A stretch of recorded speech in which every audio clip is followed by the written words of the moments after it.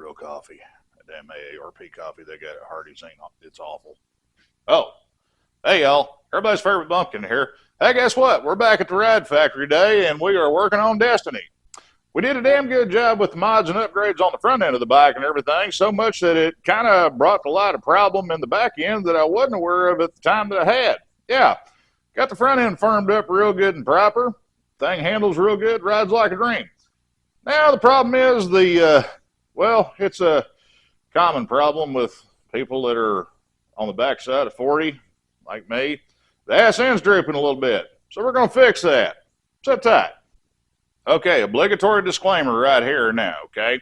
If you were a marching band kid or if you had one, brace yourself because we're fixed to unpack some childhood trauma here that'll probably have you sitting in the corner hugging yourself going, oh, God, it's so cold. Obligatory dad jokes are inbound, y'all. Just brace yourself for them, okay? I don't make them. They just happen. It's just something that kind of, yeah.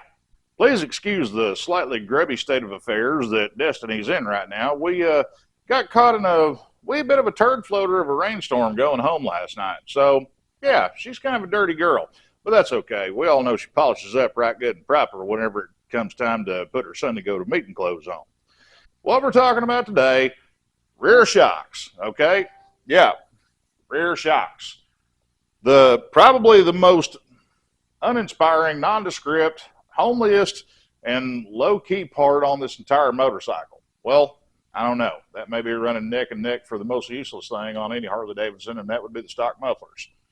Actually, that's second most useless thing. The guy that has to put them on the assembly line, that's at the top of that list. Anyway, moving on. So here's the thing, gang. Everybody says, stock shocks, they're junk, blah, they're non-rebuildable, blah, they're non-serviceable.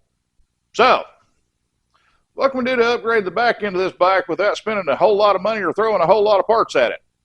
Well, sit tight. I'm going to show you. First things first, we got to get the shocks off the ass end, okay? Now, whenever it comes to pulling the shocks off the bike, very simple, all right? Take a floor jack, bike lift, whatever you got. I'm kind of spoiled here at the Ride Factory because I got bike lifts, bike jacks galore. But this is something you can do in the driveway of your house. All you've got to do is you've got to secure the front wheel either up against the wall in your garage or some similar fashion. Basically tie it to an immovable object. And it's also a good idea if you run some straps from the handlebars down to anchor point on the floor just to keep it from tipping side to side. And then take you a piece of 4x4 block or some kind of similar lumber, put it on top of a normal floor jack, slide it underneath the frame, right underneath the primary. That way you're across both sides of the frame rails and you can lift it up square and everything's happy and you don't wear this 850-pound thing for a hat. Now, what we're doing here is we're lifting the back end of the bike up just enough to where we're taking the weight off of the rear tire, but we're not lifting the tire up off the ground. You may have to play with it just a wee bit to where you can kind of find that happy medium. Well, damn it, I almost screwed up right out of the gate, okay? Step one, if you got air suspension, which all of these bikes do on the back, let the air out. Yep, didn't take much. I know it's kind of hard to see, but you see that little splotch of brown oil that's there on my thumbnail? Yeah, I know, it's kind of hard to pick up with the camera. But that is the biggest downfall to the stock shocks on the Harley Touring models. Notice this air pressure line that comes into the shock body? Yeah, there's no bladder that separates the shock oil and the inner damper chamber in the shock from that air. So basically, you're pressurizing the oil that's in the shock body with air on top of it. Now, where that gives you an additional spring preload is that air puts pressure on the shock piston and the shock shaft trying to force it out of the bottom of the shock. That's where you get your additional stiffness from. The downside is if you ever turn one of these shocks upside down unintentionally, guess what? All the oil is going to go right out on the floor. But we're going to use that to our advantage today because that's kind of in the plan of what we're doing. As far as getting the shocks themselves off, stupid simple, okay? All you need, 3/4 inch socket, itty bitty little crescent wrench. Since you got your air pressure bled out of the shocks already, take that crescent wrench and very gently undo the airline fittings where it comes into the shock. Now, if you've got later model shocks, say from about 92, I think, on forward, they got a little plastic quick release where the line pushes directly in the fitting. Looks like a little red plastic ring. What you do, take your crescent wrench and close that thing up kind of skinny to where the crescent wrench jaws just slip over that plastic hose. Slide it over there, push in on the hose, push down on your crescent wrench, pull the hose out. It's that simple. Now you want to make good and sure you don't lose this little brass ferrule on the end of your airline if you've got one of the threaded type fittings like I do on Destiny. But once you get that out of the way, just take the shock off. One bolt, one nut, simple. Since this upper shock bolt here on Destiny is trying to spin inside of the mount, inside of the fender where you ain't got no clearance, I'm electing to remove it rapidly. Now you see the whole ass problem.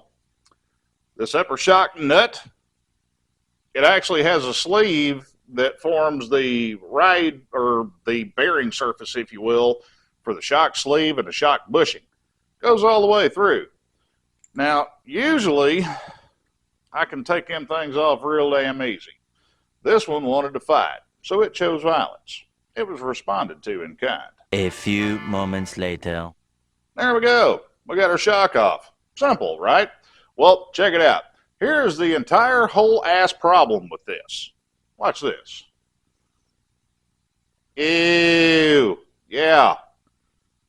See all that yucky looking brown shit there? Yeah. That's shock oil that probably hasn't seen daylight since Reagan was in the White House for his first term.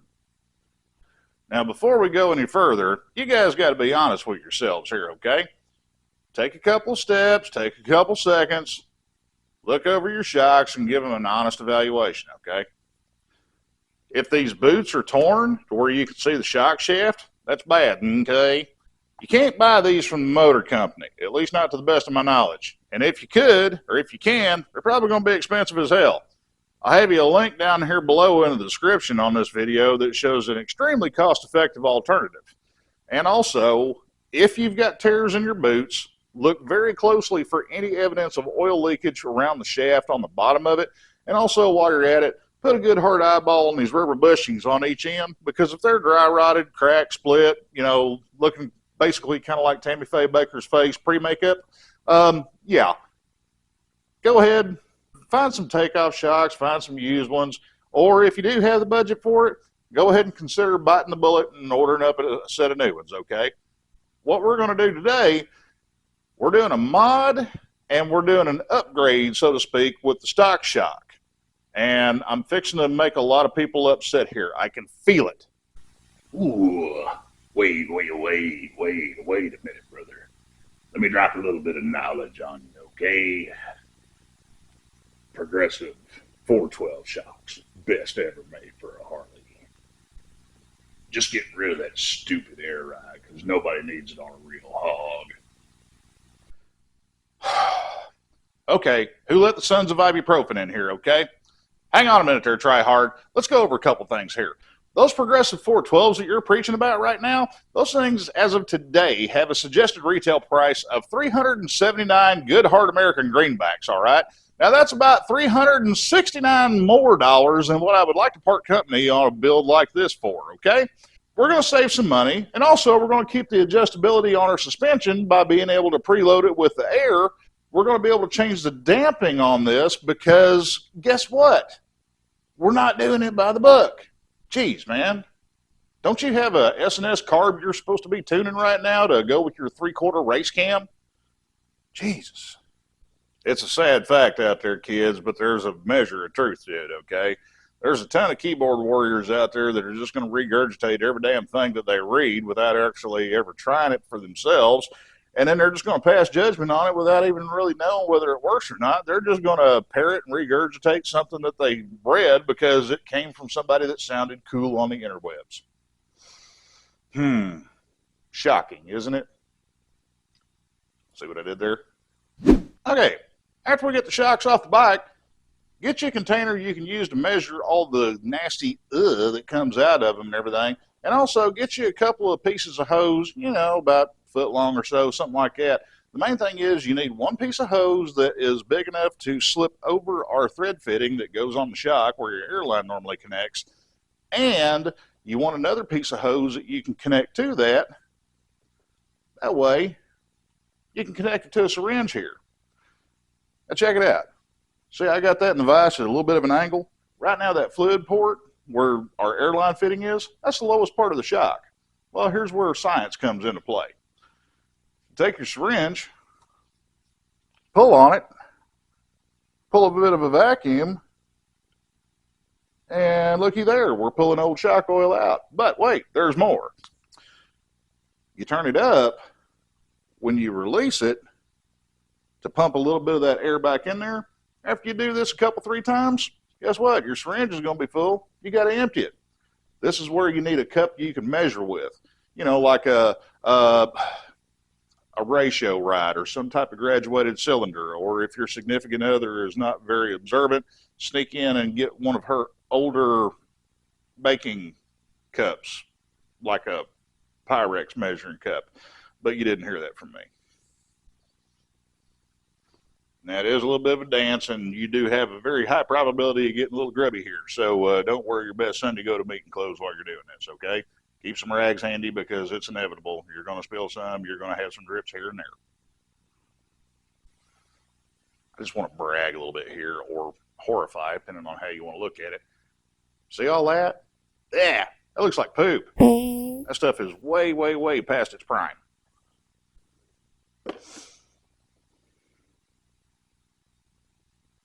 Ew. Ugh. Ugh. Okay, notice how I was talking about a measuring device or cup type of affair? Well, that's where the old school ratio rite really shines.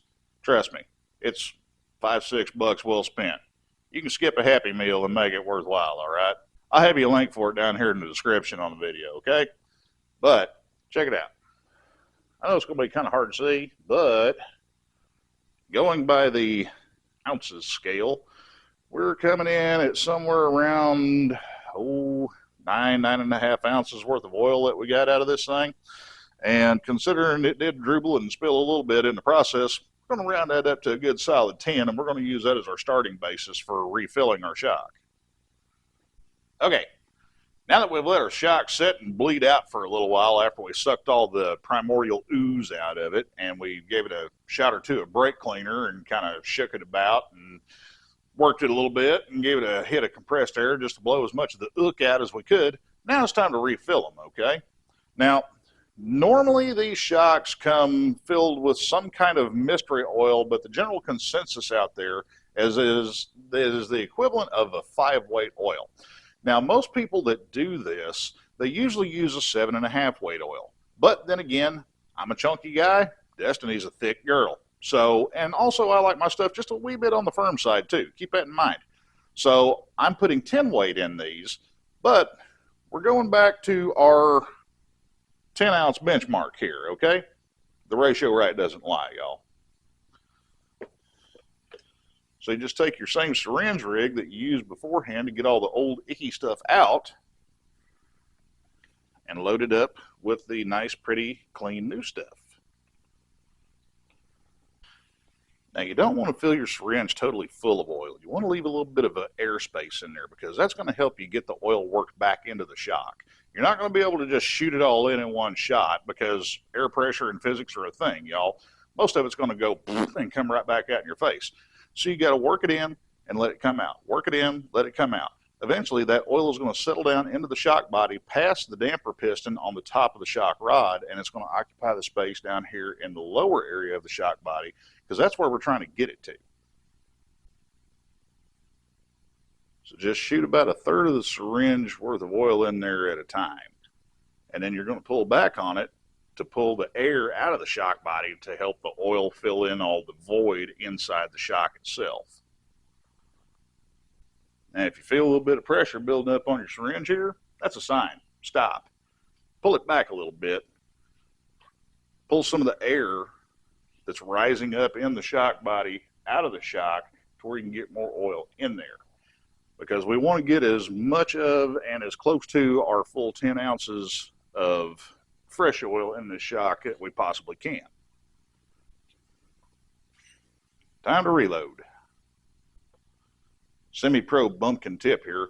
Whenever you go to pull your hose off the shock and everything, whether you're totally filled or if you're having to refill your syringe, make sure you pull back on the syringe a little bit to where you can actually create a little bit of a vacuum inside the shock body, because it is going to have a little bit of air pressure trapped in there, because you're going to be foaming this oil up a little bit during the process of injecting it back into the shock.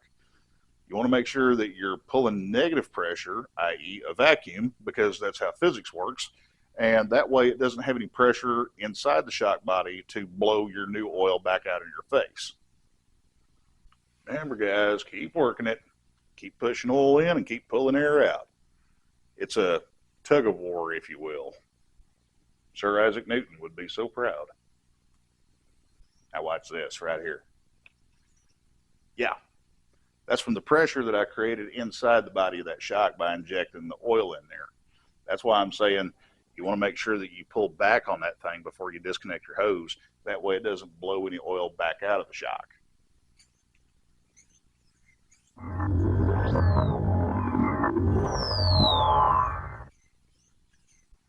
Okay, now watch this. See how quick that returned? That's because we have less volume inside that shock for the air to occupy, so it's going to build pressure faster. Hence how you get additional spring preload by injecting air into your shocks on the factory shock. Now, you're not going to be able to get every single molecule out of this syringe, so don't even try, okay? You'll worry yourself to death over it. But hold it up, try to get as much out of the line and out of the syringe body as you can. Just don't forget, pull a vacuum on that thing before you pull the hose off by pulling your syringe all the way out. That way it doesn't go and blow oil back out of the shock that we just so painstakingly filled. There you go. Fresh oil, heavier oil. It's going to give you more compression and more rebound damping, so it's going to slow the suspension action on the back of the bike down both ways. It's going to kind of kill off that pogo stick effect. Now remember, whenever you make this connection here and you put that line back on, do not, I repeat, do not just gronk on the damn thing, because what's going to happen, you're going to deform the hose that goes in here, or worse, you're going to deform these brass threads on this fitting, and then you're going to be shit out of luck because you're going to have a leak until you replace the whole shooting match. So just be careful. But make sure that you use some Teflon pipe dope, okay? And I'm talking thread sealant here, kids, okay? Not Bogota booger sugar, you know, not nose torque, nothing like that. We're talking plumber's putty, i.e. Teflon sealing paste here. Gosh. Excuse me, sir. The service manual says that there's no user serviceable parts on the inside of the shocks on this motorcycle, and they're engineered for optimal performance. If they're defective or showing a decrease in efficiency, they should be replaced. Oh, dear Lord, baby Jesus, this guy again. Beat it, nerd!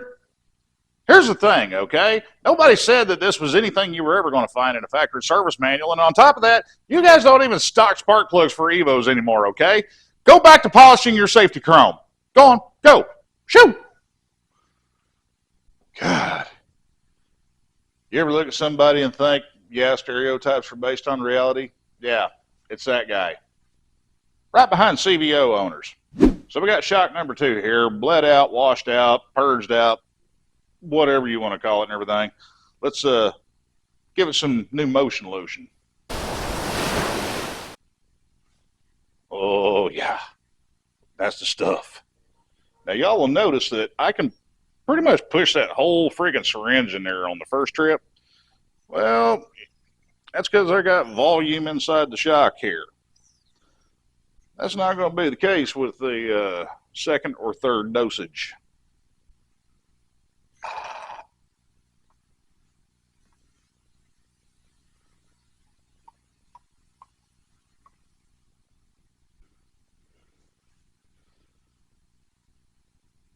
Going back to our magic formula of 10 ounces of 10 weight here. Now, how I came up with that 10-ounce number is basically that's what I drained out of these shocks, and that's what I typically drain out of these shocks whenever I do a service like this. Can you add more oil? Yes, you can, but you have to do it very carefully because you got to consider oil's a liquid, basic physics apply, liquids can't be compressed. So what's going to happen is if you put, say, 11 ounces of oil in here, if you can get it all the way in the shock, which sometimes you can if you've got a shorter length shock like on a street glide, if you put a lot of oil in there and don't give it any airspace, what's going to happen is whenever the shock totally bottoms out, it's going to run out of room because think about it. You're occupying volume inside the shock body from the shock shaft and the piston. So what will happen, it'll push that crap back into the airline. Not to mention the internal pressure of the shock is going to spike like crazy. And then if your shocks wasn't leaking before, guess what? They will be shortly thereafter.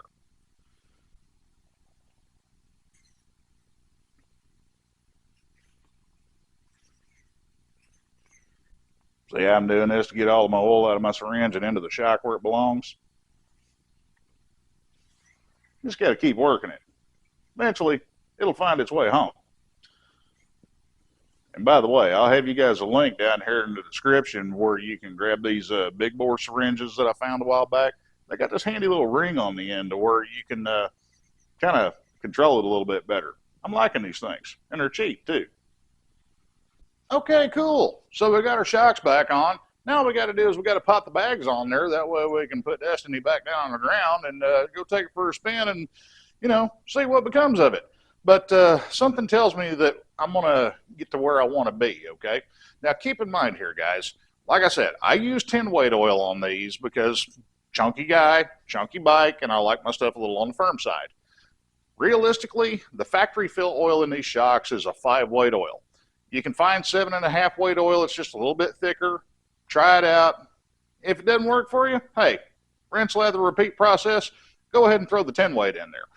It will have a pretty noticeable difference just to step up from the 5-weight to the 7.5-weight just because of the way the internal valving in the factory shocks is, okay? Now, as far as adding additional oil past our 10-ounce mark, these are stock shocks. They're 13 inches long. If you got a street glide where they're 12-inch shocks, or 12.5, whatever everybody commonly says, reduce that fill amount by 1 ounce per inch, okay, just to play it on the safe side. Now, if you do want to try adding a little bit of oil there, do it in very small increments, okay? Just do a 1/2 ounce at a time. That way, you know, you don't go too far too fast and end up tearing something up. And you can also do that while these are actually mounted on the bike. All you got to do is take your syringe, put your oil in there, take your airline fitting off the shock here, and then very carefully push it in there. Kind of helps if you still got the back end of the bike lifted up where the shocks are extended all the way out though, okay? That way it's got as much volume inside there as you can possibly get. Semi-pro bumpkin tip here. If you're like me and you have a huge mistrust for the factory quarter-turn fasteners that hold your saddlebags on, and also if you're tired of hearing that shit rattle and bang around in the back behind you and everything, it sounds like somebody took the one-man band and pushed his ass off the cliff at the Grand Canyon and then followed him with a microphone all the way down. Yeah. Check it out. These guys. These are a thumb screw kit that I found on Amazon a while back, and I tell you what, I love them because they're stainless hardware. It's a stainless knob. It's knurled to where you can get a hold of it with your big pitties, and it's a stainless bolt. Pretty much the whole thing's stainless except for the U-nut that takes the place of your conventional quarter-turn receiver here on your saddlebag mounts. But, you know, hey, I can overlook that, okay? It's a $10 kit, but it'll give you peace of mind that that shit's not going to bounce around and rattle loose and you accidentally lose a bag going down the road, okay? Besides, if you put them on by hand and don't use a pair of pliers, you'll be able to get them off by hand, I promise you. But they don't loosen up and they stay put. That's what counts. So anyway, gang, that's about it. We'll put this thing down on the ground, go ride it, see what happens. Now, if you're new here or if you haven't been with us here for a while, keep in mind, we're still trying to get to that 6,000 sub mark. That way we can give away our 2 emergency get my ass back to the home tire repair kits that we did in the video last week, okay? So if you like the video, whether you do or you don't, or if you just like the idea of sharing information with people and also helping to keep old bikes out on the road where they belong, click that little bell down there, the one that says, you know, subscribe. Yeah, we would really appreciate that. And for all you Patreon guys, hey, be on the lookout because something's fixing to happen real soon. I promise y'all. Well, while I'm sitting here at Sam's Club waiting on a delivery of Columbia's #2 export, let me give you guys a heads up on how this thing rides. I like it. I like it a lot. Now, I will say this. Starting out, I put 20 pounds of air pressure in these rear shocks because I had been running 35 in them. And I put 20 in there as just kind of as a starting ballpark. And that was still a little bit on the rough side, even for me, okay? So I backed it down to 10, and it still wasn't quite there. So eventually, I bled it down to nothing to where I've got ambient pressure in there. And that is just right there. So, yeah, play around with it, guys. You're going to have to figure out what works for you. You may end up having to use the 7.5 weight instead of the 10 weight. But, yeah, it's a big damn improvement. Anyway, guys, just remember, I love you. I love hanging out with you and spending time with you. I appreciate every single damn one of you. And I'll see you here real damn soon. Till then, I'll catch you on the flip side. Man, I can't wait to see how these shocks come out on this thing. The suspense is killing me. Ah!